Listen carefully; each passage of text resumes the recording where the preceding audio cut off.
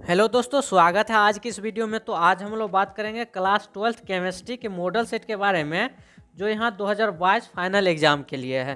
तो यदि आप लोगों का फाइनल एग्ज़ाम 2022 में है तो ये वीडियो आप लोगों के लिए काफ़ी ज़्यादा महत्वपूर्ण है, क्योंकि इसमें हम कुछ ऐसे क्वेश्चन देखेंगे जो 2022 एग्ज़ाम में आने की काफ़ी ज़्यादा संभावनाएँ हैं। और यहाँ पे क्या है, ये मॉडल सेट है और इसमें जितना भी क्वेश्चन है टोटली क्वेश्चन को अच्छे से एक्सप्लेन करते हुए आपको यहाँ पे समझाएंगे। और आपका काम ये है कि इसमें जितना भी क्वेश्चन बताएंगे उस सभी क्वेश्चन को अच्छे से याद करते हुए चलना है, क्योंकि आप लोग कभी देखे होंगे कि मॉडल सेट से काफ़ी ज़्यादा क्वेश्चन आपके फाइनल एग्जाम में पूछ दिया जाता है, कई बार पूछा भी गया है। इसलिए प्रत्येक क्वेश्चन को आप लोगों को अच्छे से देखना है, याद करते हुए चलना है। और हम भी यहाँ पे जितना भी क्वेश्चन है सभी क्वेश्चन को अच्छे से एक्सप्लेन करते हुए आपको यह मतलब यहाँ पे याद ही करा देंगे एक तरह से। तो आइए यहाँ पे वीडियो स्टार्ट करते हैं। तो ये केमिस्ट्री का मॉडल सेट है और मॉडल सेट का मतलब यही होता है कि आपका फाइनल एग्जाम में किस तरह के क्वेश्चन आएंगे, कौन किस टाइप का होगा, कितना टाइम मिलेगा, कितना फुल मार्क्स रहेगा, क्या क्या ले जाना है, क्या क्या नहीं ले जाना है, इस सारे चीज़ के बारे में रहता है। तो वहाँ पे टोटली आपको एग्जाम टाइम जो मिलेगा वो 3 घंटे 15 मिनट का मिलेगा, जिसमें से 15 मिनट का जो टाइम होता है वो कॉपी पढ़ने या तो फिर क्वेश्चन पढ़ने के लिए दिया जाता है। और 70 मार्क्स का यहाँ पे टोटली पूछा जाता है आपके फाइनल एग्जाम में। 30 मार्क्स का जो होता है वो प्रैक्टिकल एग्जाम होता है, जो आपके कॉलेज में लिया जाता है। और यहाँ पे कुछ इंस्ट्रक्शन है, ये आप लोग वीडियो को पॉज करके देख सकते हैं। और आइए हम यहाँ पे क्वेश्चन से स्टार्ट करते हैं। तो देखिए, सेक्शन ए और सेक्शन बी रहता है। फाइनल एग्जाम में आपको सेक्शन ए में रहेगा वस्तुनिष्ठ प्रश्न यानी ऑब्जेक्टिव टाइप क्वेश्चन, जिसमें टोटल 70 क्वेश्चन रहेगा। इसमें से आपको केवल 35 का ही आंसर देना है। 35 के अलावा अगर आप 36 37 का आंसर दे देते हैं तो फर्स्ट 35 जो होगा वही काउंट होगा, उसके अलावा कोई भी क्वेश्चन का आंसर दिए होंगे वो काउंट नहीं होगा। इसलिए आप लोग अच्छे से 35 क्वेश्चन का ही आंसर आपको देना है फाइनल एग्जाम में। और आइए यहाँ पे अब फर्स्ट क्वेश्चन से देखते हैं। तो फर्स्ट क्वेश्चन में दिया है, किसी भी अभिक्रिया में उत्प्रेरक का क्या काम होता है। अब कैटलिस्ट जानते होंगे वो क्या करता है किसी भी। तो सबसे पहले देखते हैं ये कैटलिस्ट क्या होता है। तो कैटलिस्ट वह पदार्थ होता है जो रासायनिक अभिक्रिया के वेग को परिवर्तित करता है। अच्छे से यहाँ पे समझिए, कैटलिस्ट वो पदार्थ होता है जो रासायनिक अभिक्रिया के वेग को परिवर्तित करता है, परंतु स्वयं अपरिवर्तित रहता है। जो होता है रिएक्शन का जो रेट होता है वो चेंज करता है, लेकिन वो जो स्वयं जो कैटलिस्ट है उसमें कोई परिवर्तन नहीं होता है। अब देखिए, यहाँ पे हम ये तो नहीं बताए कि वेग को कम करता है या बढ़ाता है, केवल उसमें परिवर्तित करता है। तो देखिए यहाँ पे ऑप्शन कौन कौन से हैं। वेग को यहाँ पे कम करता है, बढ़ाता है, अभिक्रिया के वेग को बढ़ाता है एवं घटाता है, इनमें से कोई नहीं। तो परिवर्तित करता है इसका मतलब क्या कि कभी बढ़ा भी सकता है कोई कैटलिस्ट और घटा भी सकता है। तो इसका राइट आंसर ऑप्शन सी सही हो जाएगी। फर्स्ट का राइट आंसर ऑप्शन सी सही हो जाएगी। अब नेक्स्ट क्वेश्चन देखते हैं। सेकेंड में इसमें दिया है, निम्नलिखित में से कौन सा हेलोजन प्रबलतम ऑक्सीकारक है। यहाँ पे आपको 4 ऑप्शन दिया है, आयोडीन, क्लोरीन, फ्लोरीन और ब्रोमीन है। अब इसमें से बताइए कि सबसे ज़्यादा ऑक्सीडाइजिंग एजेंट कौन सा है। आप लोग पढ़े होंगे तो ये इसका जो फ्लोरीन, क्लोरीन, ब्रोमीन और उसके बाद आयोडीन होता है। अब बताइए सबसे ज़्यादा स्ट्रॉन्ग ऑक्सीडाइजिंग एजेंट कौन हो जाएगा। तो इसका राइट आंसर ऑप्शन सी से हो जाएगा, फ्लोरीन। फ्लोरीन सबसे ज़्यादा ऑक्सीडाइजिंग एजेंट होता है। अब आइए थर्ड नंबर क्वेश्चन देखते हैं। इसमें है, उजला और पीला फास्फोरस क्या होता है। White and yellow phosphorus are allotropes, isotope, isobar या नॉन ऑफ दीज। तो एलोट्रोप्स के बारे में सबसे पहले आपको बता देते हैं। वैसे अगर आप लोग अभी तक वीडियो को लाइक नहीं किए हैं तो वीडियो को लाइक कर दीजिए और इसे अपने दोस्तों के साथ शेयर कर दीजिए, ताकि वो भी सभी क्वेश्चन को अच्छे से देख सके, याद कर सके। और अभी तक अगर चैनल को आप लोग सब्सक्राइब नहीं किए हैं तो सब्सक्राइब कर लें, ताकि इसी तरह के और भी मॉडल पेपर हो गए उस सभी का नोटिफिकेशन आपको मिलता रहेगा। इंपॉर्टेंट क्वेश्चन लाएंगे, फिर सब्जेक्टिव क्वेश्चन कराएंगे, तो सभी का नोटिफिकेशन आपको मिलता रहेगा। इसके लिए आप लोगों को सब्सक्राइब कर लेना है। तो थर्ड क्वेश्चन का देखते हैं राइट आंसर क्या हो जाएगा। उससे पहले देखते हैं ये एलोट्रोप्स क्या होता है, व्हाइट और पीला फास्फोरस का। इसका राइट आंसर हो जाएगा ऑप्शन ए, एलोट्रोप्स हो जाएगा, अपर रूप हो जाएगा। अपर रूप क्या होता है तो वो आपको बता देते हैं कि अपर रूप ऐसा कंपाउंड होता है या तो फिर ऐसा कंपाउंड होता है, एलिमेंट होता है जिसका जो केमिकल कंपोजिशन होता है, केमिकल प्रॉपर्टीज होता है वो सेम होता है, बट उसका फिजिकल प्रॉपर्टीज डिफरेंस होता है। अब देखिए इसका केमिकल प्रॉपर्टीज सेम होगा और इसका जो फिजिकल प्रॉपर्टीज हो जाएगा वो डिफरेंस हो जाएगा। अब फिजिकल प्रॉपर्टीज़ का मतलब जैसे कि हो गया मेल्टिंग पॉइंट हो गया, बॉइलिंग पॉइंट हो गया, कलर हो गया, साइज हो गया, ये सब चेंज रहेगा एलोट्रोप्स का। तो ये कौन सा हो गया, अपर रूप हो गया। जैसे कि इसका एग्जांपल भी आप देख सकते हैं कार्बन का। कार्बन का जो अपर रूप होता है वो कौन कौन सा होता है, डायमंड हो गया, ग्रेफाइट हो गया, फ्लोरीन हो गया, ये सब कार्बन का अपर रूप है, उसका यहाँ पे एलोट्रोप्स है। कौन सा, डायमंड, ग्रेफाइट, फ्लोरीन। तो थर्ड का राइट आंसर ऑप्शन ए बिल्कुल सही हो जाएगी। अब देखते हैं फोर्थ नंबर क्वेश्चन, इसमें है निम्नलिखित में से कौन सा धातु अम्ल से अभिक्रिया कर हाइड्रोजन गैस मुक्त करता है। यहाँ पे आपको 4 ऑप्शन दे दिया गया है, Fe, Zn, Cu, Mg, 4 option दिया है। बताइए which of the following metal does not liberate hydrogen on the reaction of with acid. जब इसमें से जैसे Fe हो गया, Zn हो गया, Cu हो गया, Mg, तो जब इसको क्या किया जाए, हाइड्रोजन के साथ इसको रिएक्शन कराया जाता है तो कौन सा यहाँ पे लिबरेट नहीं होता है, तो इसका आंसर देना है। तो ये जो फोर्थ का राइट आंसर ऑप्शन सी से हो जाएगी, कॉपर। कॉपर क्या होता है कि हाइड्रोजन के जब ये हाइड्रोजन के साथ रिएक्ट करता है तो ये लिबरेट नहीं होता है। क्यों नहीं होता है, क्योंकि हाइड्रोजन जो होता है वो कॉपर से ज़्यादा रिएक्टिव होता है। हाइड्रोजन कॉपर से ज़्यादा रिएक्टिव होता है, इसलिए इसमें क्या होता है कि ये जो कॉपर है वो does not liberate hydrogen goes on reaction with acid. जब एसिड के साथ इसका रिएक्शन कराया जाता है तो लिबरेट नहीं होता है, तो इसका राइट आंसर सी सही हो जाएगी। अब आइए 5 नंबर क्वेश्चन देखते हैं। केमिकल एडजॉर्प्शन रिएक्शन इज, रासायनिक अधिशोषण अभिक्रिया क्या है, रिवर्सिबल, इरिवर्सिबल, पॉलीमराइजेशन, इनमें से कोई नहीं। तो 5 का राइट आंसर आप लोग बताइए इसका क्या हो जाएगा। तो इसका राइट आंसर ऑप्शन बी बिल्कुल सही हो जाएगी, इरिवर्सिबल यानी अनुकर्मणीय हो जाएगा, इसका राइट आंसर ऑप्शन बी। अब 6 नंबर क्वेश्चन देखते हैं, इसमें है CONH ग्रुप को कहा जाता है। CONH ग्रुप को क्या कहा जाता है, एमिडो ग्रुप, इमिनो कार्बाइल ग्रुप। तो जल्दी से इसका आंसर बताइए, वैसे बता देते हैं। इसका राइट आंसर 6 का हो जाएगी ऑप्शन बी, एमिनो ग्रुप।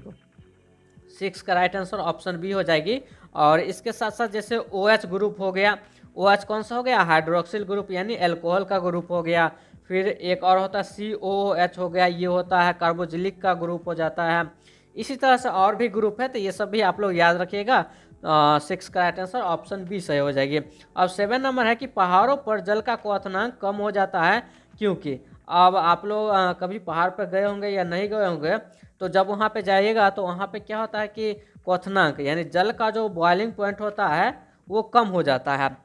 जैसे कि मान लीजिए कि अभी यहाँ पे नीचे हैं हम, तो जनरली क्या होता है कि पानी जो होता है वो 100 डिग्री सेल्सियस पे बॉयल होने लगता है, खौलने लगता है। लेकिन जब आप पहाड़ पे जाइएगा तो वहाँ पे क्या होता है कि कम ही टेम्परेचर में वो बॉयल होने लगता है। तो ऐसा किसके कारण होता है, यहाँ पे 4 ऑप्शन है। वायुमंडलीय दाब के कारण, वहाँ कम ताप, वहाँ पे ज़्यादा प्रेशर है, वहाँ हवा ज़्यादा है।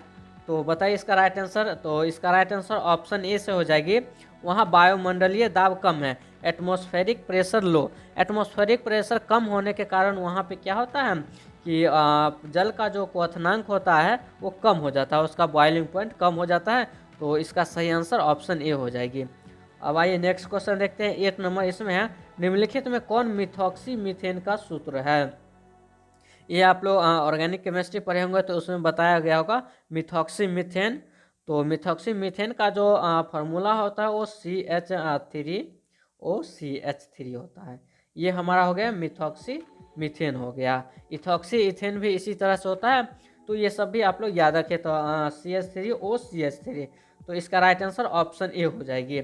अब 9 नंबर क्वेश्चन देखते हैं, निम्न में से किसमें टिंडल प्रभाव नहीं पाया जाता है। टिंडल इफेक्ट चीनी के घोल में पाया नहीं जाता है, या तो फिर सस्पेंशन में, या सोने का कोलाइडी घोल इमल्सन, इसमें सोने और इसमें नॉन ऑफ दीज।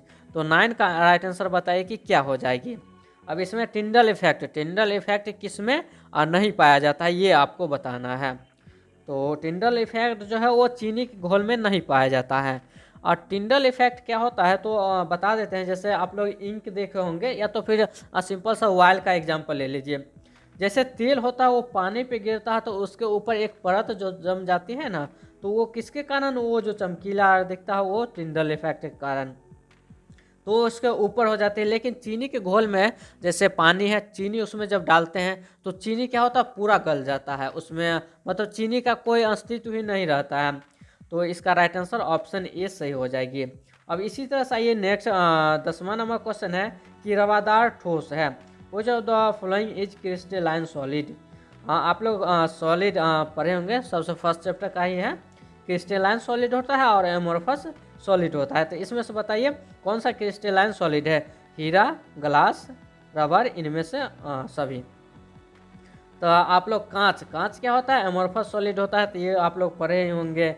फिर रबर भी, तो इसका 10 का राइट आंसर ऑप्शन ए ही सही हो जाएगी। क्या हो गई इसके, क्रिस्टलाइन सॉलिड। एमोरफस सॉलिड कौन कौन सा होता है, तो ग्लास और रबर, ये दोनों एमोरफस हो गया। तो एमोरफस में पूछ सकता है, तो आप लोग याद रख लीजिए, ग्लास और रबर होता है एमोरफस सॉलिड, और क्रिस्टलाइन सॉलिड डायमंड होता है। अब नेक्स्ट क्वेश्चन देखते हैं 10 का 11 का, इसमें है खनिज जिससे धातु का निष्कर्षण होता है कहा जाता है। खनिज मतलब क्या हो गया यहाँ पे, मिनरल से धातु का जो निष्कर्षण करते हैं तो इसको हम क्या कहते हैं, तो इसको हम अयस्क कहते हैं। तो 11 का राइट आंसर ऑप्शन ए सही हो जाएगी। खनिज जिससे धातु का निष्कर्षण होता है उसको हम क्या कहते हैं, अयस्क कहते हैं। अयस्क से हम खनिज निकालते हैं, मिनरल्स निकालते हैं, धातु निकालते हैं, ये सब। और इसी पे एक लाइन है कि जैसे ऑल मिनरल्स आर, ये क्या होता है, ऑल मिनरल्स आर ओर, जैसे ऑल और आर मिनरल्स, इसका मतलब हो गया कि जितने भी अयस्क है वो सभी क्या होते हैं, खनिज होते हैं।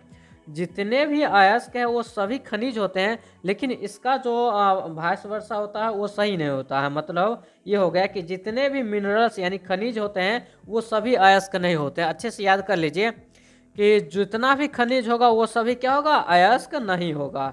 लेकिन जितना भी अयस्क होगा वो सभी क्या होगा, खनिज जरूर होगा, क्योंकि अयस्क से ही खनिज का निष्कर्षण किया जाता है। तो ये सही हो जाएगा, मतलब जितना भी ओर होगा वो सभी मिनरल होगा, लेकिन जितना भी मिनरल होगा वो सभी ओर नहीं होगा। तो इसका राइट आंसर ऑप्शन ये हो जाएगी। अब नेक्स्ट क्वेश्चन देखते हैं 12 नंबर, इसमें सिरका में कौन सा अम्ल पाया जाता है। तो बताइए इसमें सिरका मतलब विनेगर होता है, विनेगर में कौन सा अम्ल पाया जाता है। तो बताइए, इसमें 4 ऑप्शन है, इसका राइट आंसर क्या हो जाएगी, जल्दी से बताइए। तो इसका राइट आंसर ऑप्शन ए हो जाएगी, HCOOH। अब देखिए सिरका किस में पाया जाता है, तो ये भी आपको याद रखना है। तो सबसे पहले सिरका का कौन सा यहाँ पे है, इसका मॉलिक्यूलर फॉर्मूला हो जाएगा HCOOH हो जाएगा। अब सिरका पाया किस में जाता है, तो जैसे नींबू हो गया, ये आप लोग जानते होंगे सिरका किस में पाया जाता है, तो नींबू में पाया जाता है। फिर उसके बाद ऑरेंज हो गया, नारंगी हो गया, इसमें पाया जाता है सिरका। और सिरका ये तो हमारा जैसे ये विनेगर हो गया, ये तो जनरल नाम है, इसका IUPAC नाम भी होता है। तो IUPAC नाम क्या होता है, एसिटिक एसिड होता है, याद रख लीजिए, एसिटिक एसिड। सिरका का IUPAC नाम क्या होता है, एसिटिक एसिड होता है। और इसको हम एथनोइक एसिड भी कहते हैं, एसिटिक एसिड को ही हम इथेनोइक एसिड भी कहते हैं। ये IUPAC नेम, ये कॉमन नेम, और ये भी कॉमन नेम है सिरका, तो याद रख लीजिए। और इसका जो मॉलिक्यूलर फॉर्मूला होता है HCOH होता है। किस में पाया जाता है, तो ऑरेंज आर में पाया जाता है। अब देखिए नेक्स्ट क्वेश्चन देखते हैं 13 नंबर, इसमें है कौन कार्बनिक यौगिक सिल्वर मिरर जांच देता है। सिल्वर मिरर टेस्ट कौन सा ऑर्गेनिक कंपाउंड देता है वो आपको बताना है। तो सिल्वर मिरर टेस्ट जो देता है वो यही सिरका ही देता है, तो HCOOH। अब देखिए ये क्या हो गया कि जैसे मान लीजिए AH इधर लाइए या तो फिर इधर लाइए, मतलब मिरर में देखने पे समान दिखे तो यही ना समान दिखेगा। तो सिंपल सा इसका राइट आंसर ऑप्शन बी बिल्कुल सही हो जाएगी। अब देखिए नेक्स्ट क्वेश्चन देखते हैं 14 नंबर, इसमें है NiCO4 में निकेल की ऑक्सीकरण संख्या। निकेल की ऑक्सीकरण संख्या निकालनी है तो आप इसको देखिए किस तरह से आप इसको निकाल सकते हैं। तो मान लीजिए यहाँ पे जैसे निकेल का पूछा है तो निकेल के जगह पे एक्स ले लिए हम। और सीओ में देखिए कि इसमें कोई जैसे इलेक्ट्रॉन बच जाता है तो वो बचा भी है। CO4 है। सी के पास 1 2 3 4 चार जो इसके पास होता है। ऑक्सीजन के पास भी 1 2 3 4, तो उसके पास ऑक्सीजन 8 होता है ना, तो इसको निकालिएगा तो 1s2 2s2 और 2p, यहाँ पे क्या हो गया 4। तो ये जो ऑक्सीजन है इसके पास भी 4, कार्बन के पास भी 4, तो इसका तो दोनों का तो सेम ही हो गया, तो बचेगा कुछ नहीं। इसका मतलब ये हो गया कि x प्लस ये 4 है, 4 × 0 बराबर x बराबर 0। मतलब ये हो गया कि निकेल की जो ऑक्सीकरण संख्या हो जाएगी वो 0 हो जाएगी, 0। तो इसका राइट आंसर ऑप्शन ए हो जाएगी। अब 15 नंबर क्वेश्चन देखते हैं। इसमें है निम्नलिखित में से किसकी आकृति चतुष्फलक होती है। टेट्राहेड्रल ज्योमेट्री किसकी होती है। तो यहाँ पे 4 ऑप्शन दिया हुआ है, बताइए। 4 ऑप्शन यहाँ पे दिख रहा है आपको, बताइए टेट्राहेड्रल ज्योमेट्री यानी चतुष्फलक आकृति किसकी होती है। NiCi n का होल 4 माइनस यहाँ पे 2 है। बताइए इस चारों में इसका राइट आंसर क्या हो जाएगी। तो 14 का राइट आंसर ऑप्शन ए ही सही हो जाएगी, NiCn का होल 4 माइनस 2। इसका ज्योमेट्री टेट्राहेड्रल ज्योमेट्री होता है, चतुष्फलकीय होता है, तो इसका भी राइट आंसर ऑप्शन ए हो जाएगी। अब 16 नंबर क्वेश्चन देखते हैं। इसमें है HCP यूनिट सेल में नंबर ऑफ एटम। तो नंबर ऑफ एटम आपको बताना है कि इसमें कितने नंबर ऑफ एटम होती है। तो इसमें टोटल 6 नंबर ऑफ एटम होती है, तो इसका राइट आंसर ऑप्शन बी से हो जाएगी 6। अब 17 नंबर क्वेश्चन देखते हैं। इसमें एल्केनल का सामान्य सूत्र पूछा है। एल्केनल का सामान्य सूत्र क्या होता है। तो देखिए आपको ये एल्कीन का तो मालूम होगा, एल्कीन का, अल्काइन का हो गया, एल्केन का। अब यहाँ पे एल्केनल का पूछा है तो इसका हो जाता है CnH2n + 1 और OH हो जाता है।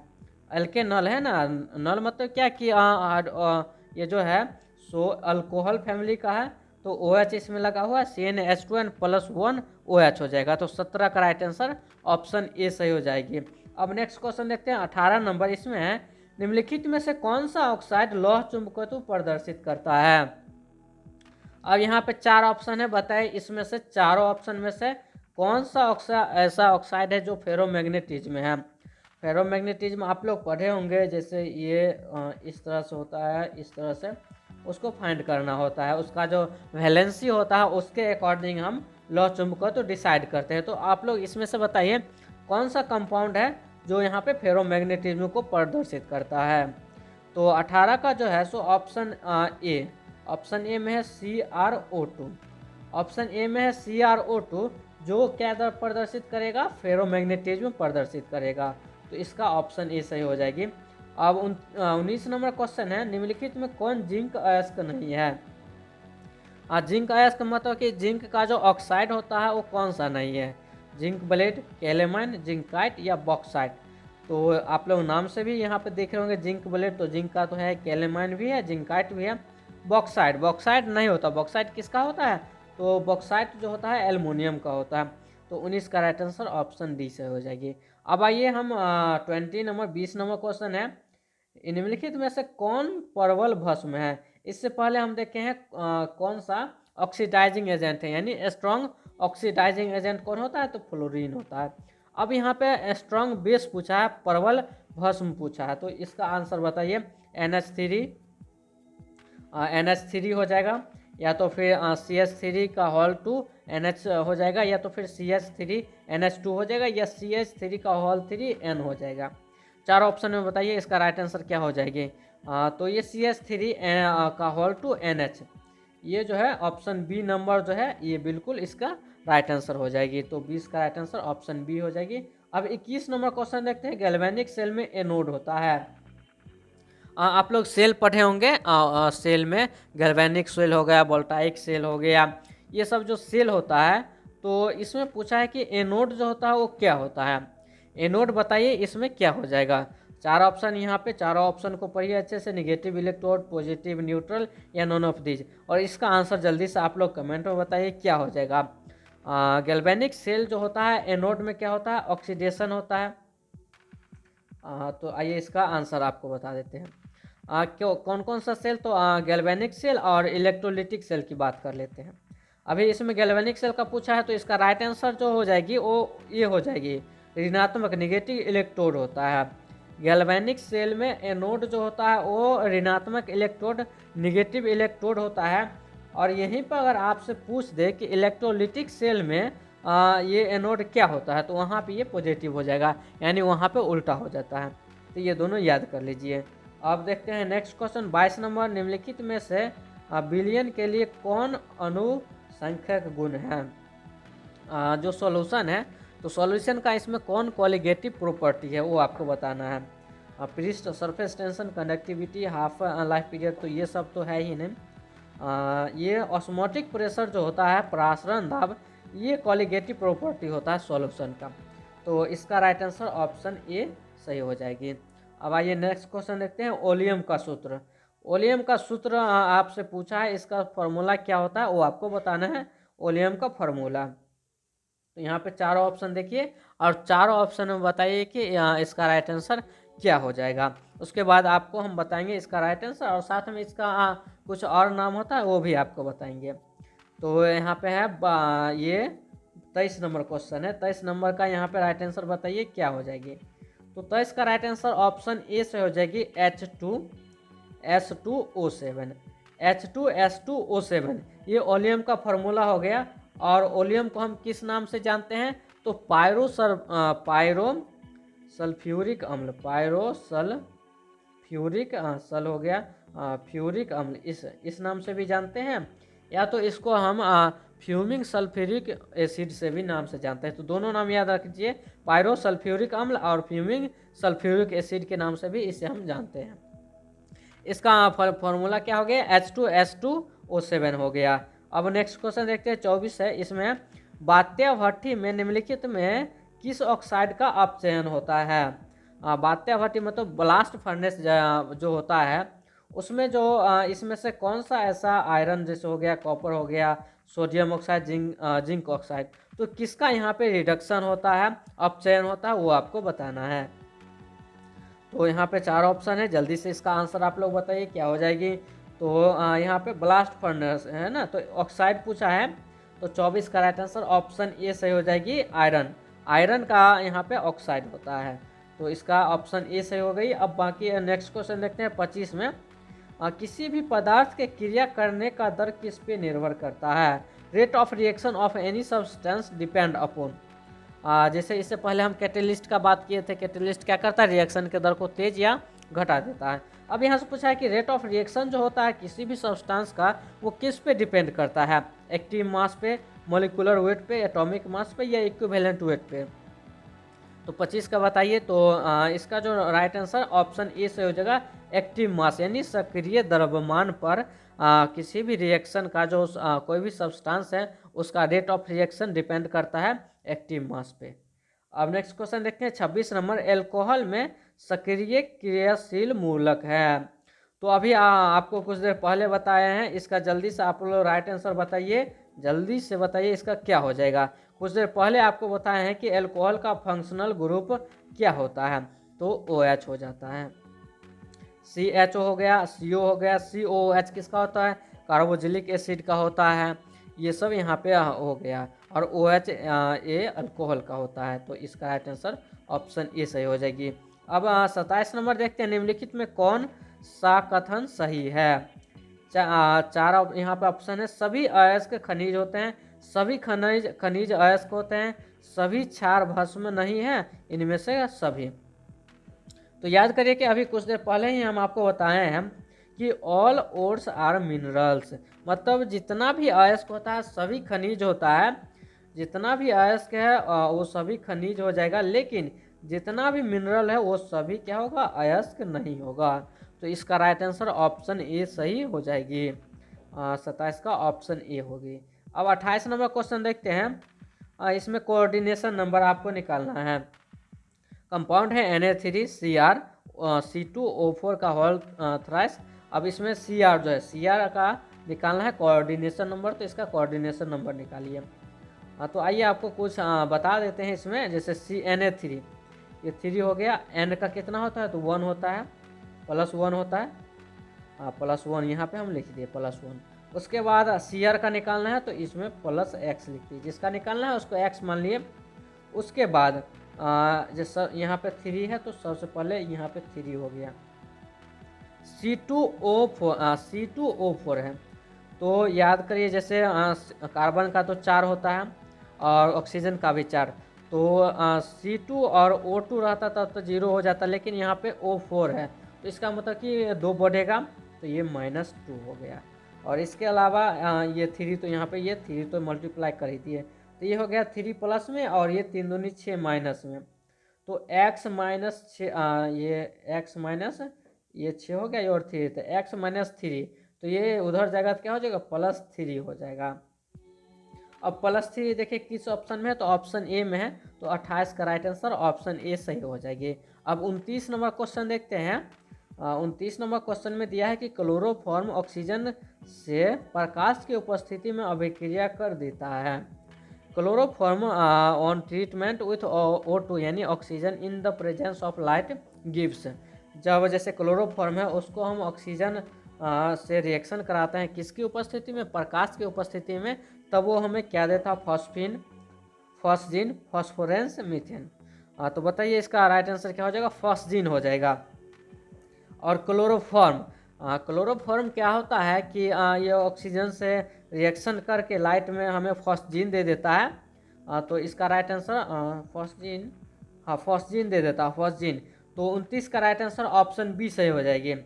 29 का राइट आंसर ऑप्शन बी सही हो जाएगी, फॉस्जीन देता है।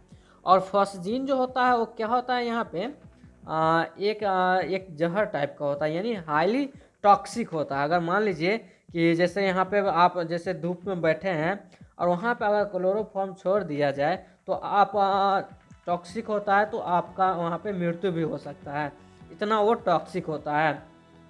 और ये कार्बोनाइल क्लोराइड जिसको हम यहाँ पे फॉस्जीन कहते हैं, तो इसका राइट आंसर ऑप्शन बी सही हो जाएगी। अब 30 नंबर क्वेश्चन देखते हैं। इसमें दिया है अल्कोहल और फिनोल बनने में अल्केन एवं एरीन का एक हाइड्रोजन किससे प्रतिस्थापित होता है। तो अल्कोहल में आप लोग इसका ग्रुप जो होता है फंक्शनल ग्रुप OH होता है, और फिनोल का भी कुछ इसी तरह से होता है, केवल उसमें ये यहाँ पे हो गया और यहाँ पे OH जुड़ा रहता है, तो दोनों में OH हो गया। तो इसका जो किससे रिप्लेस होता है, तो OH से होता है। तो 30 का राइट आंसर ऑप्शन बी सही हो जाएगी, OH ग्रुप, बी इसका राइट आंसर। अब देखते हैं नेक्स्ट क्वेश्चन। ग्लिसरॉल है, ग्लिसरॉल क्या होता है, मोनोहाइड्रिक एल्कोहल होता है, ट्राईहाइड्रिक एल्कोहल होता है, या टेट्राहाइड्रिक या डाईहाइड्रिक एल्कोहल होता है। तो बताइए इसका राइट आंसर क्या हो जाएगा 31 का। तो 31 का राइट आंसर ऑप्शन बी से हो जाएगी, ट्राईहाइड्रिक एल्कोहल। ग्लिसरॉल जो होता है वो क्या होता है, ट्राईहाइड्रिक एल्कोहल होता है। तो इसका राइट आंसर ऑप्शन बी से हो जाएगी। अब नेक्स्ट क्वेश्चन देखते हैं। नेक्स्ट क्वेश्चन में दिया है बेंजीन का साधारण हाइड्रोक्सी ग्रुप होता है। बेंजीन का फार्मूला सबसे पहले आपको याद रखना है, इसका फार्मूला क्या होता है, उसके बाद इसका हाइड्रोक्सिल ग्रुप आपको बताते हैं। C6H6, C6H6 इसका मॉलिक्यूलर फार्मूला होता है, और इसका जो स्ट्रक्चर होता है कुछ इस तरह का होता है। इसका जो स्ट्रक्चर होता है, ये हमारा स्ट्रक्चर हो गया बेंजीन का, ये बेंजीन का स्ट्रक्चर हो गया। और पूछा है किसका हाइड्रोक्सी डेरिवेटिव है, तो फिनॉल का यहाँ पे OH लगा रहता है, तो हाइड्रोक्सी डेरिवेटिव पूछा है ना, तो OH हाइड्रोक्सी उसका डेरिवेटिव मतलब, तो ये फिनॉल यहाँ पे आ जाएगा। तो बेंजीन OH है, फिनॉल से जब OH हटेगा तो बेंजीन बन जाएगा। तो किस इसका राइट आंसर ऑप्शन बी से हो जाएगा, 32 का ऑप्शन बी। अब आइए 33 नंबर क्वेश्चन देखते हैं। 33 में दिया है निम्नलिखित में कौन सुचालक है, गुड कंडक्टर, मैग्नीशियम है, जर्मेनियम है, कॉपर है, या इनमें से सभी है। तो बताइए 33 का राइट आंसर क्या हो जाएगी, मैग्नीशियम, जर्मेनियम, कॉपर। तो कॉपर आप लोग जानते हो, कॉपर का वायर आप लोगों के घर में भी लगा होगा। जर्मेनियम ये तो ये अर्धचालक होता है। तो ये दोनों तो हो गया। मैग्नीशियम के बारे में इसको बताना है कि ये गुड कंडक्टर होता है या नहीं होता है। तो मैग्नीशियम भी जो होता है ये भी मतलब गुड कंडक्टर नहीं होता है, लेकिन ये जैसे जर्मेनियम होता है ना, इसी तरह का ये भी होता है, अर्धचालक होता है। तो इसका राइट आंसर ऑप्शन डी से हो जाएगी। 33 का राइट आंसर ऑप्शन डी, इनमें से सभी। अब हम 34 नंबर क्वेश्चन देखते हैं। इसमें निम्नलिखित में कौन अचालक है, अर्धचालक है, सॉरी यहाँ पे अर्धचालक बताइए सेमीकंडक्टर कौन सा हो जाएगा। तो अभी ऊपर में भी आपको जर्मेनियम बता दिए, जर्मेनियम अर्धचालक होता है। अब इस चारों में से बताइए कौन है, सिलिकॉन, कॉपर, एजी, एफई। तो आप लोग लोहा तो जानते हैं, ये भी नहीं होगा, एजी भी नहीं होगा, कॉपर भी नहीं होगा, तो सिलिकॉन। सिलिकॉन क्या होता है, सिलिकॉन एवं जर्मेनियम दो क्या होता है, अर्धचालक होता है। तो 34 का भी राइट आंसर ऑप्शन ए सही हो जाएगी। हाँ ये हो गई। अब नेक्स्ट क्वेश्चन हम देखते हैं 35 नंबर, इसमें निम्नलिखित में कौन सा सांद्रता इकाई ताप पर निर्भर नहीं करती है। which one of the following concentration unit does not depend on temperature। Temperature पे जो मोललता डिपेंड नहीं करती है, मोलालिटी। मोलालिटी जो होती है वो टेम्परेचर पे डिपेंड नहीं करती है, तो इसका राइट आंसर ऑप्शन सी सही हो जाएगी। अब नेक्स्ट क्वेश्चन हम 36 नंबर देखते हैं, इसमें है सोडा वाटर क्या है। सोडा वाटर क्या होता है, जल में CO2 गैस का विलयन, या तो फिर ठोस में जल का विलयन, या यहाँ पे चार ऑप्शन दिया है CO2 का गैस में, CO2 गैस का गैस में विलयन, या इनमें से सभी। चार ऑप्शन दिया है, चारों में से बताइए इसका राइट आंसर क्या हो जाएगा। तो 36 का राइट आंसर ऑप्शन ए से हो जाएगा, जल में CO2 गैस का विलयन।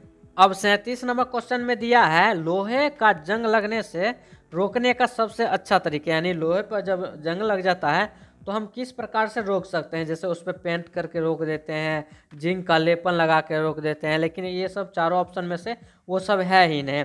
ऑप्शन है आयरन कैथोड बना के खारे जल में इसे रख के, या ए बी दोनों, या इनमें से कोई नहीं। तो 37 का राइट आंसर ऑप्शन ए से हो जाएगी, आयरन कैथोड बना के।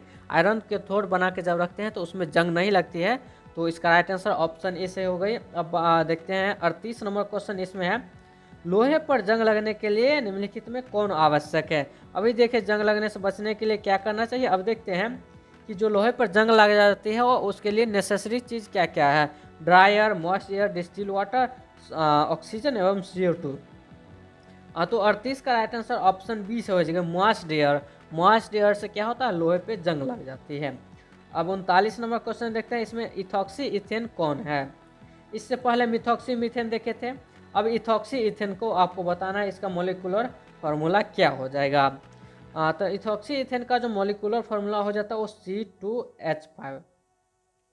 सबसे पहले इथेन निकाल लेना है, तो इथेन होता है C2H5, इसका होल 2 और O हो गया। तो यही क्या होता है, इथॉक्सी इथेन होता है। इसको हम जनरली क्या कहते हैं, डाई इथाइल। इसका जो कॉमन नेम होता है वो डाई इथाइल ईथर होता है। इथॉक्सी इथेन IUPAC नेम हो गया, इसका कॉमन नेम पूछेगा तो क्या हो गया, डाई इथाइल ईथर हो गया। तो इसका राइट आंसर ऑप्शन बी से हो जाएगी। 40 नंबर क्वेश्चन में दिया है सिनेबार। सिनेबार इसमें से कौन है। सिनेबार बताइए, PBS होता है, HGS होता है, ये Hg2Cl2 होता है, ये HgCl2 होता है। तो सिनेबार हमारा जो होता है वो HgS होता है, तो इसका राइट आंसर ऑप्शन बी हो जाएगी। अब 41 नंबर क्वेश्चन देखते हैं, ऑक्सीजन के बाह्यतम कक्षा का इलेक्ट्रॉनिक विन्यास।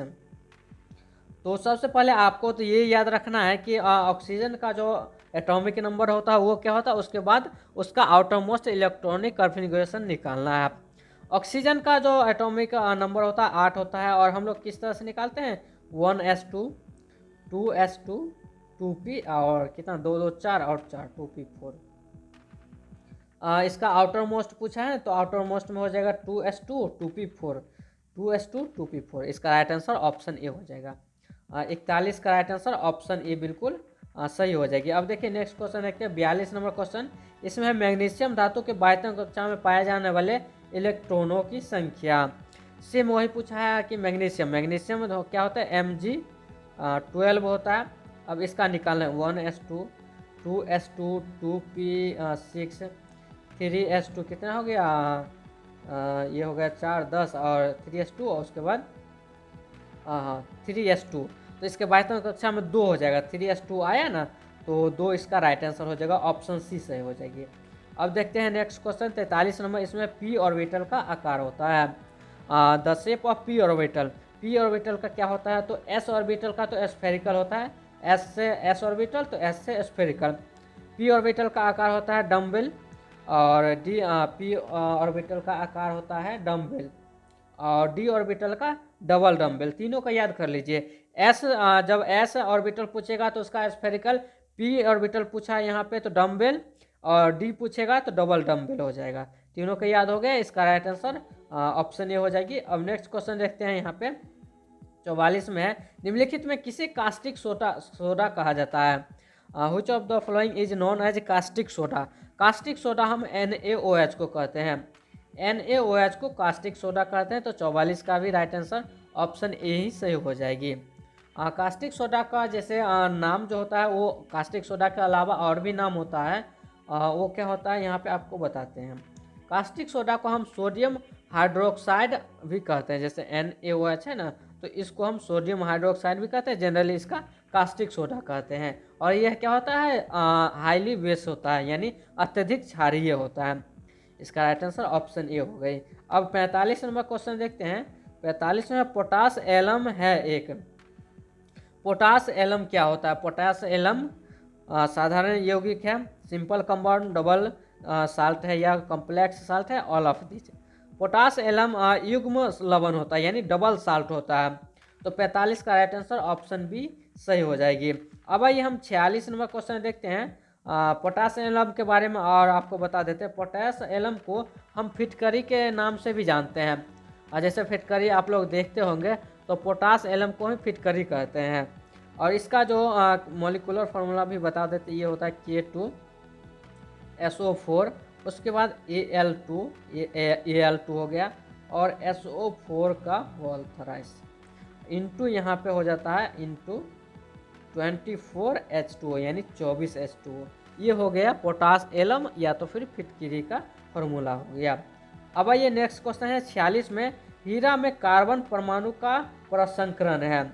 हीरा डायमंड में जो कार्बन परमाणु होता है उसका हाइब्रिडाइजेशन क्या होता है?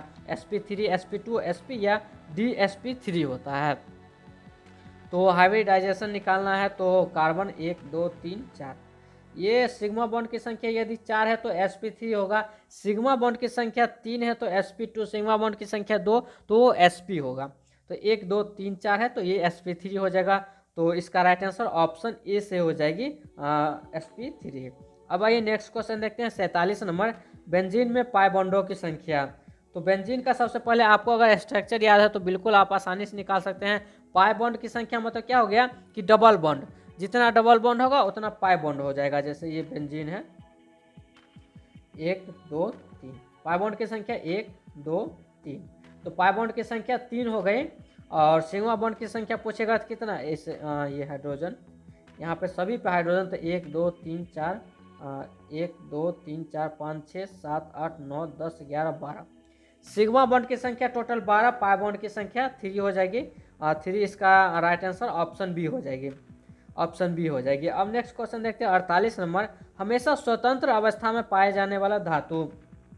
सोना, कॉपर, सिल्वर, सोडियम। जैसे सोडियम तो आप लोग जानते हैं, जैसे NaH हो गया, NaOH हो गया, NaCl हो गया, ये रिएक्शन करता है तो ये तो स्वतंत्र अवस्था में नहीं पाएगा। चांदी Ag भी करता है, कॉपर भी करता है, कॉपर CuSO4। सोना जो होता है Au क्या होता है, ये स्वतंत्र अवस्था में पाया जाता है, ये किसी से रिएक्शन नहीं करता है जल्दी। और Au यानी ये सोना, इसका राइट आंसर ऑप्शन ए हो जाएगा। और इसको हम Au से डिनोट करते हैं, और इसका जो एटॉमिक नंबर होता है वो सोना का, इसका एटॉमिक नंबर हो जाता है 79, एटॉमिक नंबर 79। अब 49 नंबर क्वेश्चन देखते हैं, निम्नलिखित में से कौन सा धातु पृथ्वी में प्रचुर मात्रा में पाया जाता है? Which of the following metal is evidently found in earth crust? पृथ्वी का जो यहाँ पे क्रस्ट है उसमें सबसे ज़्यादा कौन सा मेटल पाया जाता है? एल्युमिनियम, सोडियम, ये हो गया Fe, आयरन या तो फिर कार्बन। तो सबसे ज़्यादा एल्युमिनियम पाया जाता है, आप लोग जानते भी होंगे। तो इसका राइट आंसर ऑप्शन ए से हो गई। अब नेक्स्ट क्वेश्चन देखते हैं 50, इसमें है फ्लोरीन, क्लोरीन एवं ब्रोमीन को किस नाम से जाना जाता है? तो आप लोग हेलोजन फैमिली का नाम सुने होंगे। हेलोजन फैमिली में कौन सा आता है? फ्लोरीन, क्लोरीन, ब्रोमीन, आयोडीन, ये सब हेलोजन फैमिली का है। तो इसका राइट आंसर ऑप्शन बी से हो जाएगी। उसके अलावा और भी होता है, वो सब बता, जैसे एक होता है alkali metal, alkaline earth metal होता है, फिर होता है नोबेल गैसेज होता है। नोबेल गैसेज कौन कौन से होते हैं? तो सबसे लास्ट में आप लोग देखते होंगे helium, neon, argon, krypton, जेनन, radon, ये सब क्या हो गया? ये सब नोबल गैसेज हो गए, यानी ये सब किसी से रिएक्शन नहीं करता है, तो उसको नोबल गैसेज।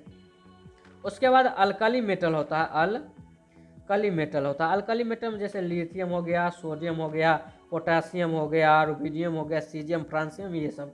और तीसरा जो होता है तीसरा या अल्केलाइन अर्थ मेटल होता है। अल्केलाइन अर्थ मेटल में जैसे बेरिलियम हो गया, Mg हो गया, कैल्शियम हो गया, ये सब हो गया। तो इस सब याद कर लीजिएगा। तो इसका राइट आंसर बी हो जाएगी, हेलोजन। अब नेक्स्ट क्वेश्चन है 51 नंबर, इथिन बहुलीकृत होकर बनाता है। जब हम इथिन को पॉलीमराइजेशन करते हैं यानी बहुलीकृत करते हैं, तब हमें क्या देता है, benzene, polypropene, all of this, या पॉलीथीन। तो इसका राइट आंसर ऑप्शन ए से हो जाएगी, पॉलीथीन देता है जब इथिन को पॉलीमराइज करते हैं तब। अब 52 नंबर क्वेश्चन है, सोडियम बेंजोएट और सोडा लाइम के मिश्रण को गर्म करने पर बनता है।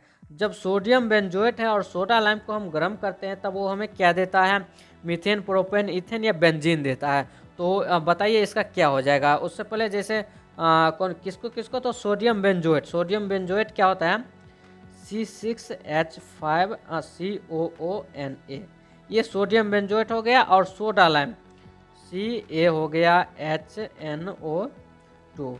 जब इस दोनों को गर्म करते हैं तब हमें क्या देता है, बेंजीन देता है। तो 52 का राइट आंसर ऑप्शन डी हो जाएगी, बेंजीन। अब नेक्स्ट क्वेश्चन देखते हैं 53 नंबर क्वेश्चन। इसमें है, जब फिनोल को जस्ता चूर्ण के साथ गर्म किया जाता है तो बनता है, when phenol is heated with zinc dust it form. तो ये ये भी बेंजीन ही देता है। फिनोल का ये स्ट्रक्चर होता है, ये हो गया हमारा, ये नहीं होगा, यहाँ पर होगा, और ये OH। तो ये इसको जब जिंक डस्ट के साथ गर्म करते हैं तब ये हमें बेंजीन ही दे देता है। तो 53 का भी राइट आंसर ऑप्शन ए हो जाएगी। अब नेक्स्ट क्वेश्चन है 54 नंबर। इसमें है कि एल्डिहाइड के ऑक्सीकरण से बनता है। एल्डिहाइड के जब ऑक्सीडेशन होता है तब वो हमें क्या देता है, तो वो हमें कार्बोजिलिक एसिड दे देता है, कार्बोजिलिक अम्ल देता है। तो इसका राइट आंसर ऑप्शन ए हो जाएगी।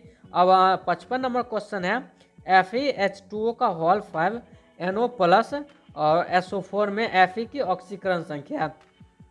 तो इससे पहले एक कम्प्लेक्स कंपाउंड का हम आपको निकाल के बताएं, इसमें भी आपको बताना है कि इसका Fe का, तो Fe की जगह पे आपको क्या लेना है, X ले लेना है। H2O न्यूट्रल होता है, ये तो आपको मालूम है, ये चाहे इसमें किसी से भी गुना कर दीजिए तो ये 0 हो गया, H2O न्यूट्रल। NO प्लस पे है ना, तो NO प्लस है तो उसको निकालना है, +1 हो गया।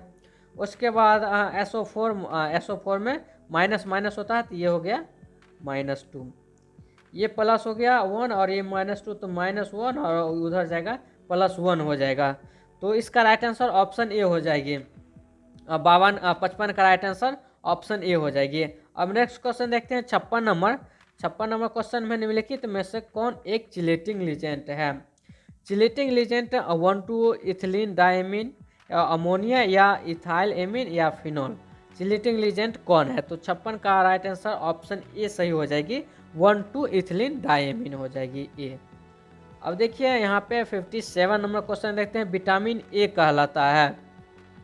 विटामिन ए को हम किस नाम से जानते हैं, एस्कॉर्बिक एसिड, कैल्सीफेरोल, रेटिनॉल या तो फिर टोकोफेरोल। बताइए इसका राइट आंसर क्या हो जाएगा। तो विटामिन ए जो है उसको हम रेटिनॉल के नाम से जानते हैं, रेटिनॉल के नाम से जानते हैं।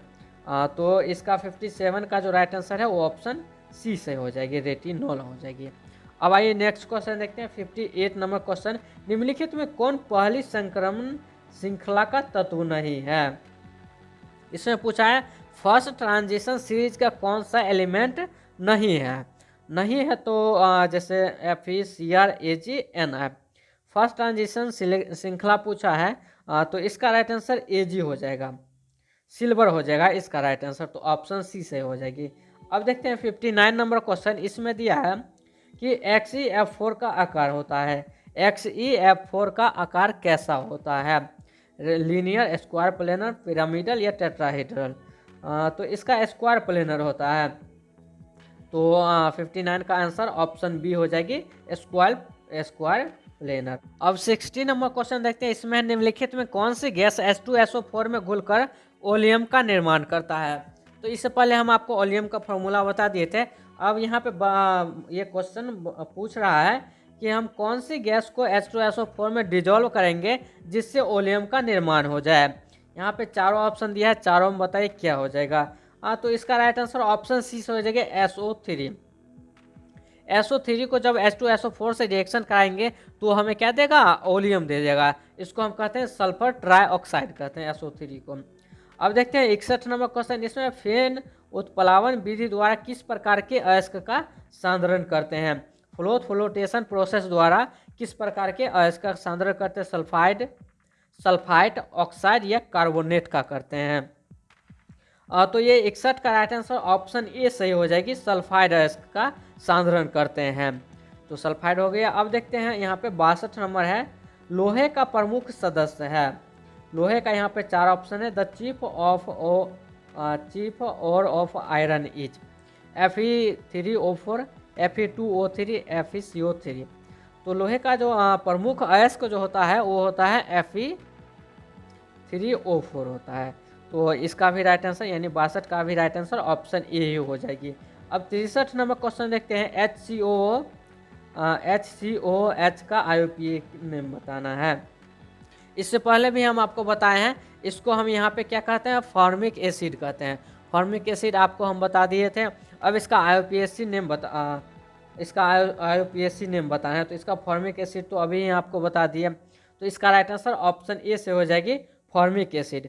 फॉर्मिक एसिड किस में पाया जाता है, तो फॉर्मिक एसिड जैसे चीटी हो गया, चीटीआर में क्या पाया जाता है, तो फॉर्मिक एसिड पाया जाता है। और इसका जो नाम होता है जनरली वो मेथनोइक एसिड भी इसे हम कहते हैं, मेथनोइक एसिड भी इसे हम कहते हैं, और चीटी में पाया जाता है। अब देखते हैं 64 नंबर क्वेश्चन। कीटोन का अवकरण LiAlH4H2O के साथ कराने पर मिलता है। कीटोन का जब हम रिडक्शन कराएंगे इस कंपाउंड के साथ इसे, तो हमें क्या देगा, primary alcohol, secondary alcohol, tertiary alcohol या अल्केन दे देगा। तो 64 का राइट आंसर ऑप्शन ए से हो जाएगी, प्राइमरी अल्कोहल देगा। प्राइमरी अल्कोहल कहने का मतलब ये होता है कि जो जैसे मान लीजिए ये सी है और ये एच हो गया, यहाँ पे ये एच हो गया, ये एच और सी। तो जैसे अगर इस कार्बन को हम काउंट करते हैं तो इस कार्बन से कितना कार्बन जुड़ा हुआ, अगर एक जुड़ा है तो 1 डिग्री का हो गया, 2 जुड़ा है तो 2 डिग्री का हो गया, 3 जुड़ा है तो 3 डिग्री का। मतलब एक जुड़ा है तो प्राइमरी, दूसरा जुड़ा है सेकेंडरी, 3 जुड़ा है तो टर्शियरी अल्कोहल हो जाएगा। इस तरह से हो जाएगा। तो 64 का राइट आंसर ऑप्शन ए सही हो जाएगी। अब देखते हैं 65 नंबर क्वेश्चन। कॉपर का मुख्य अयस्क बताइए। इससे पहले आयरन का बताएं, आयरन का होता है, आयरन का क्या होता है मुख्य अयस्क, तो ऊपर बताए हैं। अब यहाँ पे कॉपर का बताइए। कॉपर का copper pyrite, galena, copper glance या सिडराइट। तो कॉपर का मुख्य अयस्क कॉपर पायराइट होता है। तो इसका भी राइट आंसर ऑप्शन ए सही हो जाएगी। अब 66 नंबर क्वेश्चन में दिया है, इथेनॉल जल में घुलनशील है क्योंकि यह जल के साथ बनाता है। इथेनॉल सॉल्युबल इन वाटर, किसके कारण, आयनिक बॉन्ड के कारण, कोवेलेंट बॉन्ड के कारण, हाइड्रोजन बॉन्ड के कारण या ऑल ऑफ द एबव। तो बताइए इसका राइट आंसर क्या हो जाएगा। तो इथेनॉल में क्या होता है, OH ग्रुप होता है। OH ग्रुप क्या करता है कि वाटर के साथ हाइड्रोजन बॉन्ड बनाने में मदद करता है। तो हाइड्रोजन बॉन्ड इसका राइट आंसर हो जाएगी, ऑप्शन सी सही हो जाएगी, हाइड्रोजन बॉन्ड। अब 67 नंबर क्वेश्चन में है, CH3 का IUPAC नेम क्या होगा। तो ये सब CO ऐसे, ये CO, इसका मतलब क्या हो गया, ये हो गया कीटोन हो गया, कीटोन हो गया, कीटोन। और प्लस में क्या है, CH3 है। CH3 मतलब सिंगल बॉन्ड है, सिंगल बॉन्ड है मतलब 1 ओन लगेगा, लास्ट में ओन लगेगा। और 1 2 3 कार्बन है तो प्रोप हो जाएगा। तो इसका राइट आंसर प्रोपेनोन हो जाएगा, ऑप्शन ए इसका राइट आंसर हो जाएगी। अब नेक्स्ट क्वेश्चन है 68 नंबर। इसमें दिया है, प्राथमिक एमीन की पहचान की जाती है किसके द्वारा। प्राइमरी एमीन जो होता है वो किसके द्वारा डिटेक्टेड होता है। जैसे अभी ऊपर पढ़े हैं, प्राइमरी अल्कोहल होता है, सेकेंडरी अल्कोहल, टर्शियरी अल्कोहल। उसी तरह से primary amine, secondary amine, tertiary amine भी होता है। तो हम प्राइमरी एमीन को किसके द्वारा फाइंड करते हैं, डिटेक्ट करते हैं। तो ये हम CHCl3+KOH के साथ जब इसको रिएक्शन कराते हैं तो उससे हमें पता लग जाता है ये प्राइमरी है, सेकेंडरी है या टर्शियरी है। तो इसका राइट आंसर ऑप्शन सी से हो जाएगी। अब नेक्स्ट क्वेश्चन देखते हैं 69 नंबर। इसमें दिया है, एस्कॉर्बिक अम्ल है। एस्कॉर्बिक एसिड क्या है? विटामिन ए, प्रोटीन, एंजाइम या एमिनो एसिड। सबसे पहले आपको बता दें कि एस्कॉर्बिक एसिड किस किस में पाया जाता है, जैसे ऑरेंज हो गया, कॉलीफ्लावर हो गया, इस सब में एस्कॉर्बिक एसिड पाया जाता है। और जैसे कि यहाँ पे आपको मालूम है कि जैसे एसिड है, तो एसिड मतलब ये विटामिन, जैसे कॉलीफ्लावर, तो ये सब क्या है? ऑरेंज, तो विटामिन। तो 69 का राइट आंसर ऑप्शन ए से हो जाएगा। एस्कॉर्बिक एसिड जो है वो एक विटामिन है। अब लास्ट क्वेश्चन देखते हैं 17 नंबर। इसमें है वह पदार्थ जो शरीर के ताप को कम करता है कहलाता है। A substance which lower the body temperature is known as. जैसे मान लीजिए किसी को बुखार लगा रहता है, तो उसका बॉडी टेम्परेचर क्या हो जाता है? हाई हो जाता है। तो बॉडी टेम्परेचर करने के लिए डॉक्टर क्या देते हैं? ज्वरनाशी देते हैं, एंटीपायरेटिक दवा देते हैं, जिससे ज्वर जो होता है, बुखार जो होता है वो कम हो जाता है। तो 70 का राइट आंसर ऑप्शन ए से हो जाएगी। इसका राइट आंसर ऑप्शन ए से होगी। तो अभी हम टोटल 70 क्वेश्चन देख लिए हैं, और इसके बाद आती है शॉर्ट आंसर टाइप क्वेश्चन, उसको हम नेक्स्ट वीडियो में देखेंगे। तो इससे पहले यहाँ पे टोटल 70 क्वेश्चन देख लिए। आप लोग बताइए इसमें कितना आप लोगों को याद हुआ है। अगर आप लोगों को ये इसका PDF चाहिए तो आप लोग टेलीग्राम चैनल ज्वाइन कर सकते हैं, एजुकेशन बाबा का, और आपको डिस्क्रिप्शन बॉक्स में उसका लिंक मिल जाएगा। वहाँ पे जैसे फिजिक्स का हो गया, केमिस्ट्री का हो गया, हिंदी का हो गया, इंग्लिश का, इस सब का मॉडल पेपर आपको वहाँ पे मिल जाएगा। तो आप टेलीग्राम चैनल ज्वाइन करिए, वहाँ पे आपको PDF मिल जाएगा। और बाकी आपको अगर वीडियो पसंद आया तो इस वीडियो को लाइक कर दीजिए और अपने दोस्तों के साथ इसे शेयर करिए, और सब्सक्राइब कर लीजिए, साथ में बेल आइकन ऑन कर लीजिएगा, ताकि नेक्स्ट में जैसे बायोलॉजी हो गया, किसी भी सब्जेक्ट का मॉडल पेपर आता है तो उसको आपको नोटिफिकेशन मिलता रहेगा। तो अब हम फिर मिलते हैं नेक्स्ट वीडियो में, तब तक के लिए बाय बाय।